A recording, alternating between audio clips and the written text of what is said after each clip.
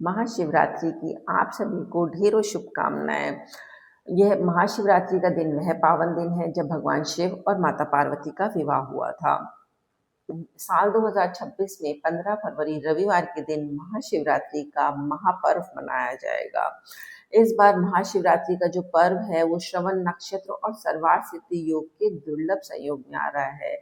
इस दौरान किए गए जप तप पूजा दान और अभिषेक का कई गुना फल मिलता है। तो आप भी महाशिवरात्रि के दिन पार्वती और भगवान शिव का विधि विधान से पूरे परिवार सहित उनका पूजन जरूर करें। महाशिवरात्रि के दिन व्रत जरूर रखें और जो व्रत का पारण है वो 16 फरवरी को सुबह 7 बजे से लेकर दोपहर 3:24 का है। तो इस दौरान आप व्रत का पारण कर सकते हैं। और महाशिवरात्रि के व्रत में आपको अन्न नहीं खाना होता है। इस दिन आप फलाहार कर सकते हैं। और इस दिन आपको जो है महाशिवरात्रि की रात को भी आपको दिन में तो भगवान का पूजन करना ही है सुबह के समय, और रात को भी आपको भगवान का पूजन करना है। उन भगवान के मंत्रों का ज़्यादा से ज़्यादा जाप करना है। महाशिवरात्रि के दिन आपको शिवलिंग पर जल, गंगा जल, दूध और पंचामृत से अभिषेक करना चाहिए।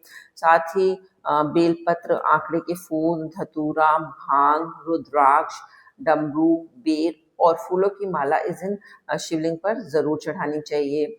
साथ ही भगवान को खीर का भोग जरूर लगाएं। साथ ही मूली से भगवान शिव और माता पार्वती का गठबंधन जरूर करें। इसके साथ ही भगवान शिव की आरती करें। देसी घी का, जो गाय के घी का दीपक भगवान के आगे प्रज्वलित करके भगवान की आरती करें। महाशिवरात्रि पर 4 पहर की पूजा का बहुत महत्व है। 4 पहर की पूजा का जो समय है वो मैंने आपको ऊपर स्क्रीन पर दिया हुआ है। आप इस समय के हिसाब से 4 पहर की पूजा जरूर करें।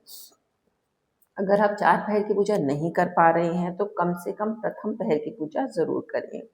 इसके साथ ही महाशिवरात्रि की रात निशीत काल की पूजा का भी विशेष महत्व है, क्योंकि ऐसी मान्यता है कि इस समय पर ही भगवान शिव जो है वो शिवलिंग के रूप में प्रकट हुए थे। तो जो निशिता काल का पूजा मुहूर्त है वो रात को 12:09 से लेकर रात 1:01 तक रहेगा।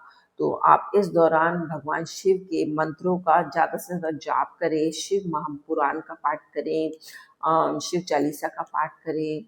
जितना ज़्यादा आप इस समय भगवान शिव के मंत्रों का उच्चारण करेंगे, उनकी महिमा का बखान करेंगे, उतना ही आपके ऊपर भगवान शिव और माता पार्वती की कृपा दृष्टि बनेगी।